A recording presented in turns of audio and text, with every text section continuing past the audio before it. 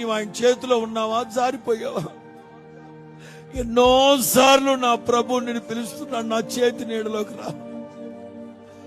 కోడి తన రెక్కల క్రింద పిల్లల్ని దాచాలనుకున్నట్లుగా నా రెక్కల క్రింద నిన్ను దాచాలనుకున్నాను.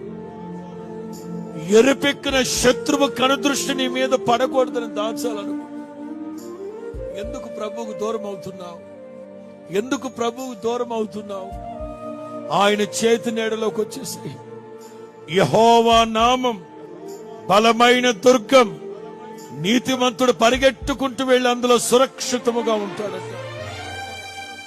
లోతు కుటుంబాన్ని మన ఎదుట ఉంచి మాట్లాడాడు ఆయన. మిమ్మల్ని రక్షింప